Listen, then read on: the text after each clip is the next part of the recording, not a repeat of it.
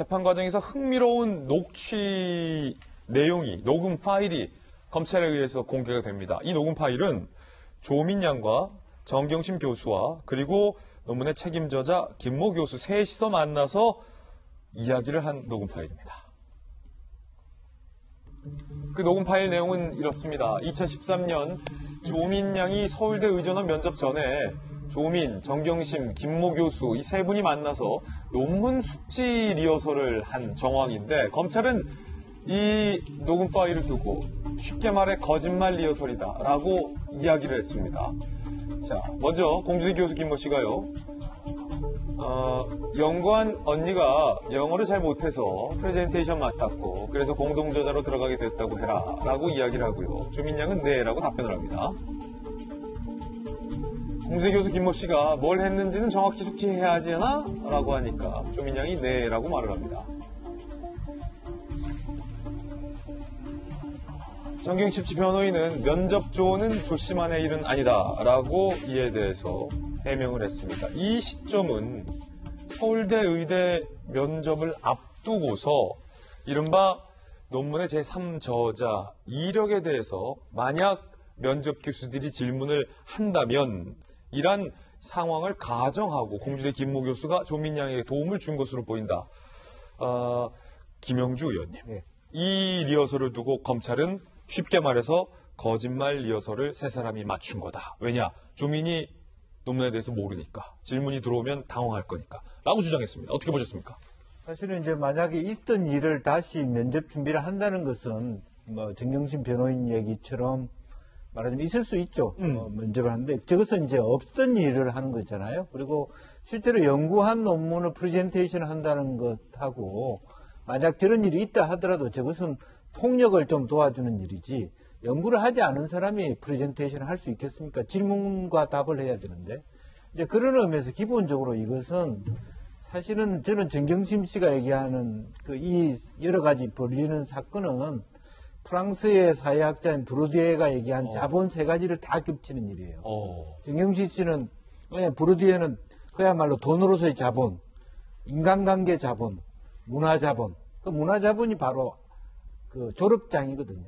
그러니까 인간관계를 통해서 자기 친구인 교수를 통해서 문화자본을 갈취한 사건이란 말이에요. 또 사모펀드도 뭐 마찬가지고 그 정확하게 그런 부분이고 또 하나는 제가 옛날에도 그런 얘기를 했는데 소위 우리가 얘기하는 권위라는 말의 원뜻이 authority의 원뜻이 order입니다. order. 저자. 예.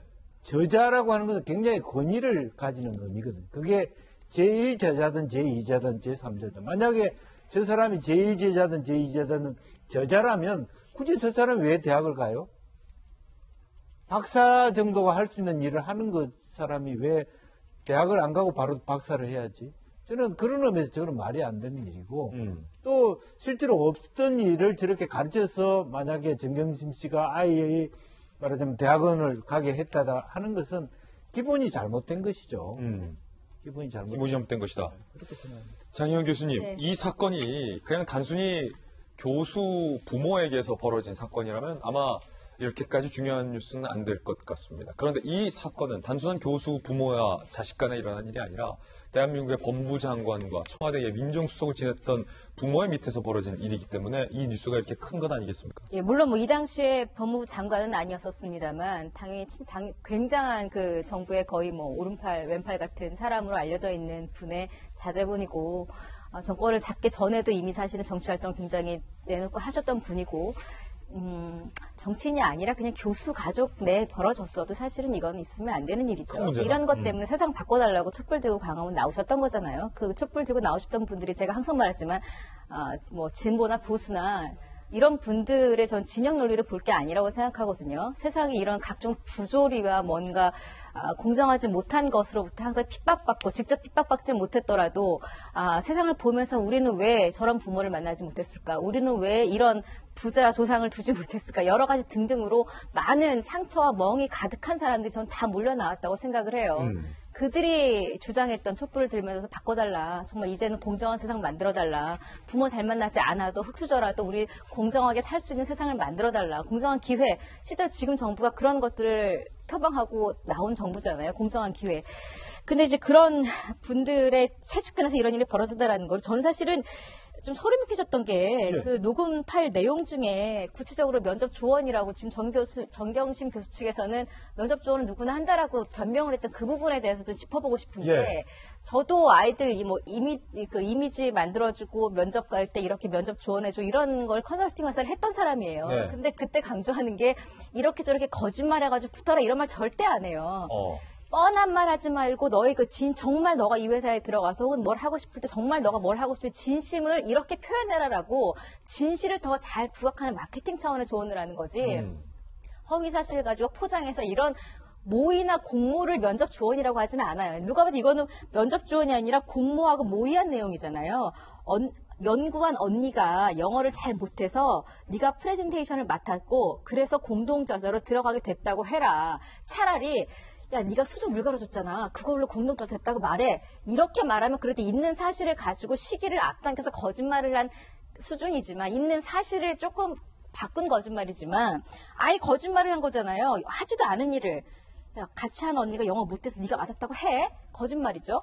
그러니까 그 다음에 대해서 공동저자면 그래도 정확히 내가 영어 프레젠테이션을 뭘 했는지는 알아야 되잖아. 그러니까 내용까지 알려줘요.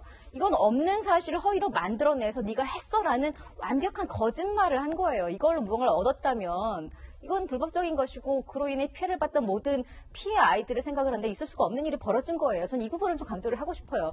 면접 관련된 거 내 조언 받아요. 하지만 이런 거짓말하고 조언하는 사람은 없어요. 예, 물론 이제 정경심 씨 측의 변호인은 이건 거짓말이 아니다라고 변호를 하고 있고, 그리고 실제로 논문 3저자로 등재되는 과정에서 물갈이 등의 일정 정도 역할을 했다라고 변호인은 계속해서 주장을 하고 있습니다만, 장 교수님 의견 말해주신 거고, 손 교수님? 예, 조국 이제 전 법무장관에게는 이제 그러니까 시기로 따지면 두 가지 시기가 있습니다. 한때는 되게 좋은 말을 되게 많이 하셨던 구조국 시기가 있고요. 그 다음에 이제 민낯이 드러나고 나서 이제 그 신조국 시기가 있는데 그 구조국 시기에 조국 교수님께서 뭐라고 하셨냐면은 예. 이런 말 했습니다. 대학 수험생 입시 관리를 하다 보면 어떻게 이런 스펙을 만들어 오지 하면 놀랄 때가 많습니다.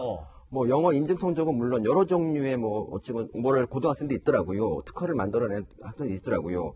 저도 아이가 있습니다만 그게 어떻게 가능한지 상상이 안 갑니다. 이렇게 말씀하셨습니다. 아, 구조국이.